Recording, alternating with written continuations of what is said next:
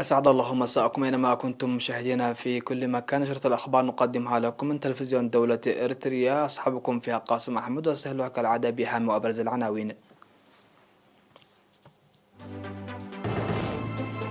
إصابة 20 مواطن فيروس كورونا اليوم.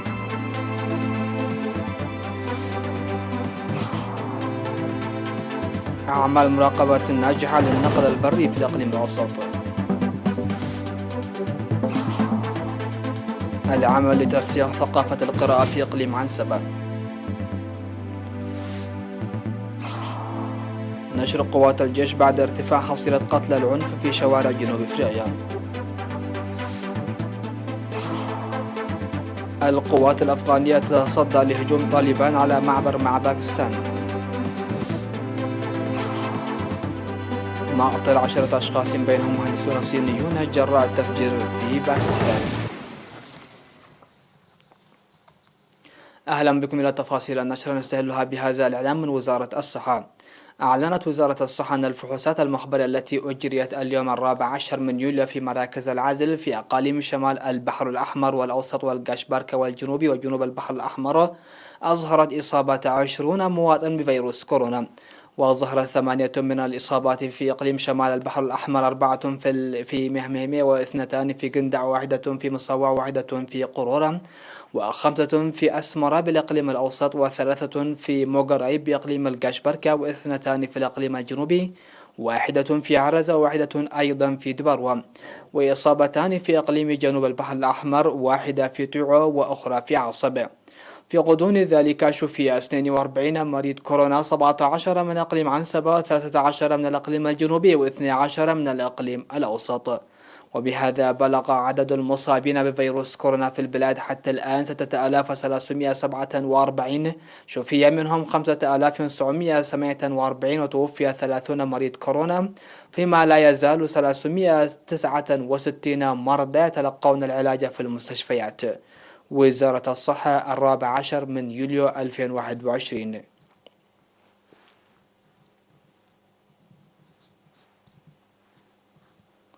أعلن قسم النقل البري في الإقليم الأوسط تسيير أعمال ناجحة لمراقبة تنفيذ القوانين والتعليمات التي أصدرتها سلطة النقل البري. وأوضحت مسؤولة القسم السيدة أمنا أفورقي القيام بأعمال مراقبة تعرفة المواصلات وفحص السيارات والتأكد من وجود رخصة قيادة السيارات للسائقين وأنشطة أخرى. وأشارت إلى إجراء الفحوصات على أكثر من 54 ألف سيارة عامية 2018 و2019، داعية السائقين لمنح الأولوية لسلامة الأرواح والممتلكات. وحول تعليم قيادة السيارات، أوضحت تبديل معظم سيارات التدريب القديمة بأخرى جديدة في الإقليم الأوسط ليسهم ذلك في جودة قيادة السائقين. من جانبه أوضح مسؤول مراقبة خطوط المواصلات في قسم النقل البري في الإقليم الأوسط السيد أوباسيون كيدان تقديم 2549 سيارة مخالفة أمام القانون من عام 2018 وحتى 2020، وفرض غرامات عليها بأكثر من 4.8 مليون نوفا. ودعا المواطنون لتسجيل أرقام لوحات سيارات الأجرة ومركبات المواصلات العامة وإبلاغ سلطة النقل البري لتصحيح الانتهاكات والمخالفات التي تحدث في التعرفة وغيرها في أوانها.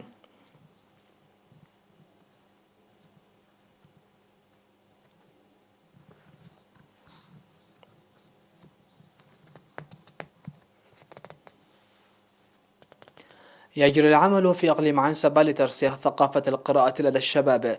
وأوضح مسؤول الاتحاد الوطني للشباب وطلبة إريتريا في الإقليم السيد الزازي برخة أب إن الشباب القراء ينمون معارفهم من فترة لأخرى، وقد منح الاتحاد هذا البرنامج إحدى أولوياته عن طريق تنشيط الشباب العمال وإعادة التنظيم.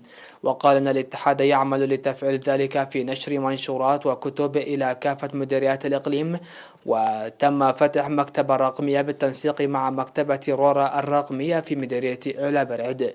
وأشار السيد الزازي إلى أهم البرامج التي يقوم بها الاتحاد لإثراء المكتبات من أجل توسيع وإدخال مكتبة رقمية في كافة المديريات. وقالت وكالة الأنباء الإريترية نقلا عن الشباب الذين أدلوا بآرائهم أن المعرفة تتوسع وتتعمق بالقراءة فقط، مناشدين الشباب للتجمع في أندية القراءة لما تخلقه من دافع قوي في هذا المجال.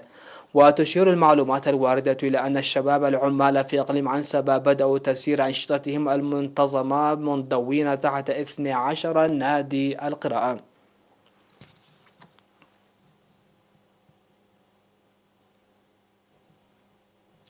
يقوم طلاب العمل الصيفي التنموي بأنشطة فاعلة للتشجير وإصلاح مجاري المياه في ضواحي لعينتان ومحابار ونفاسيت ومدينة قندع في مدينة قندع. وأوضح المشرف على العمل خبير الزراعة سيتس فجابر ساجاي أن الطلاب المشاركين في الحملة التنموية يقومون بإعداد الحفر للتشجير على أطراف طريق مصوع أسمر وصيانة المدرجات والحواجز المائية. وقال أن الأهم في أنشطة التشجير رعاية الشتول بعد غرسها، داعيا السكان العناية بالشتول ومتابعتها. وأشار المشاركون في الحملة إلى الاستعداد للعمل بهدف اخضرار محيطهم، موضحين بأن البرنامج وإلى جانب التنمية يسهم للتعارف وتبادل التجارب وإرساء ثقافة العمل. ويشارك في حملة التنمية الطلابية الصيفية في مديرية قندع أكثر من 700 طالب مرحلة ثانوية في إعداد الحفر للتشجير ورعاية الأشجار في مقبرة الشهداء وبناء وصيانة المدرجات.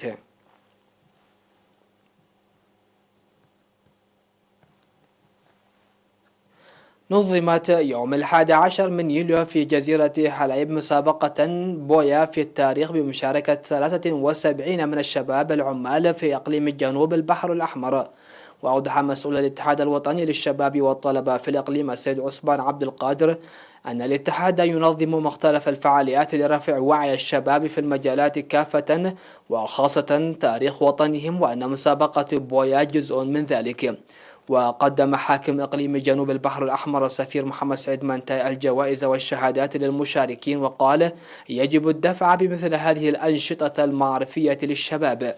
من جهة ثانية، عقد تنظيم الشباب العمال في مدينة عصب مؤتمر تحت شعار مستعدون لكل الاحتمالات، وبحث المؤتمرون التقرير المقدم وأصدروا قرارات وتوصيات، وانتخبوا هيئة إدارية لسنتين.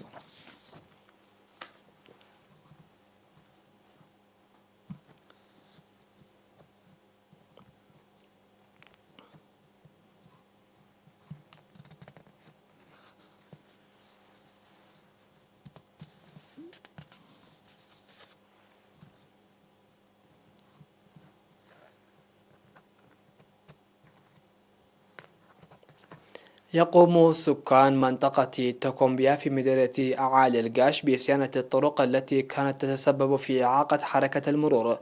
وأوضح المدير المؤقت للبلدة سيتس فاي وردي أن النفير يشتمل أعمال التمهيد والردم بالحجارة وأنجز بما يلائم حركة المرور. وقال المشاركون أن تنظيم مثل هذه الأنشطة التنموية عبر النفير يسهم في حل المشاكل التي تواجههم في مناطقهم.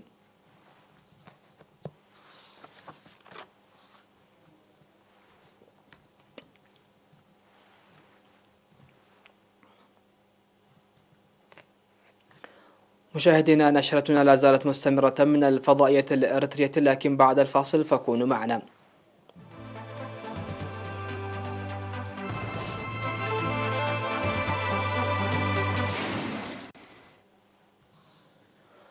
أهلا بكم. على الصعيد العالمي، أودت أعمال العنف والنهب التي تشهدها جنوب إفريقيا منذ أيام بحياة 45 شخصا على الأقل، في حين لا تبدو في الأفق أي مظاهر تهدئة على الرغم من نشر أول دفعة جنود. وأعلنت مقاطعة كوزاولو ناتال الشرق الدولة، حيث اندلعت الاضطرابات قضاة سجن الرئيس جيكوب زوما الذي لا يزال يحظى بشعبية كبيرة في إقليم الزولو، ارتفاع عدد القتلى إلى 26 شخصا، يضاف إليهم 6 قتلى في منطقة جوهانسبرغ العاصمة الاقتصادية للبلاد.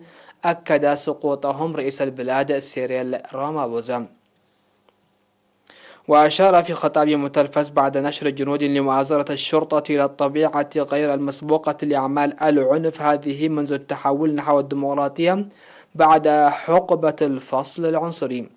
واندلعت الاضطرابات بعد أن بدأ الرئيس السابق جاكوب زوما قضاء عقوبة السجن لمدة 15 شهرا بعد إدانته بازدراء القضاء الذي كان يحقق معه في قضية فساد تعود إلى عهده الذي استمر 9 أعوام.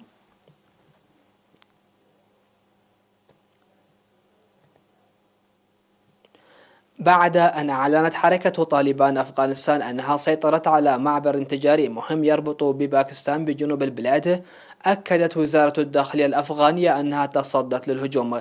وقال المتحدث باسم حركة طالبان ذبيح الله مجاهد في بيانه أن مسلحي الحركة استولوا على بلدة حدودية مهمة تسمى ويش في قندهار. في المقابل أكد مسؤول في قوات الأمن الباكستاني أن طالبان سيطرت على معبر سبين بلدوك شمال، وأوضح أن مسلحي الحركة رفعوا علمهم وأنزلوا العلم الأفغاني. وتظهر بيانات الحكومة الأفغانية أن نحو 900 شاحنة تعبر يوميا الحدود التي تربط باكستان بأفغانستان وإيران ودول آسيا الوسطى. من جانبها حثت روسيا الحكومة الأفغانية وحركة طالبان على بدء مفاوضات جادة حول تشكيل حكومة ائتلافية انتقالية قبل فوات الأوان. لقي 10 أشخاص مصرعهم بحسب معلومات أولية جراء تفجير وقع بالقرب من حافلة بولاية خيبر بختونخوا في باكستان.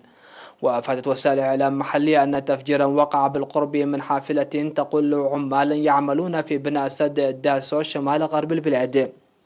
وأوضحت أن 10 أشخاص لقوا حتفهم بينهم عسكريان و4 أجانب، وأصيب 39 آخرون بجروح بحسب معلومات أولية. وأشارت إلى أن الضحايا الأجانب هم مهندسون صينيون يعملون في بناء السد المذكور. وأطلقت السلطات المحلية تحقيقات حول الحادثة فيما لم تعلن أي جهة مسؤوليتها عن الواقعة. الخبر الأخير في هذه النشرة: تسببت عواصف صيفية شديدة في أضرار واسعة النطاق وفيضانات في ألمانيا وسويسرا، حيث انهارت جزئيا حظيرة طائرات في مطار في بلدة ماغادين الجنوبية بسويسرا. وقالت الشرطة السويسرية إن عدة طائرات تعرضت لأضرار، لكن لم يصب أحد بأذى عندما انهار سقف حظيرة الطائرات وسط هطول أمطار غزيرة ورياح قوية خلال الليل. هذا وسقطت الأشجار على الطرق وخطوط السكك الحديد في زيورخ، مما تسبب في فوضى السفر بالنسبة للركاب، في حين حذرت السلطات من أن انهارا عديدة في سويسرا قد تفيض، وتم إغلاق بعض ممرات جبال الألب مؤقتا بسبب تساقط الثلوج بكثافة. أما في ألمانيا فقد حذر مسؤولون من عواصف شديدة في منطقة إيفل جنوب غرب كولونيا بسبب هطول الأمطار. على جانب آخر، رحب بعض مسؤولي الغابات في ألمانيا بالطقس الرطب بعد 3 فصول صيفية شديدة الجفاف على التوالي.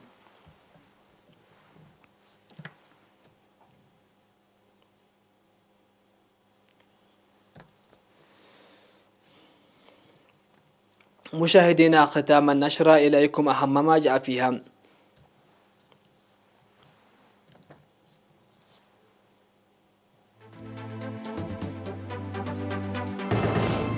إصابة 20 مواطن بفيروس كورونا اليوم.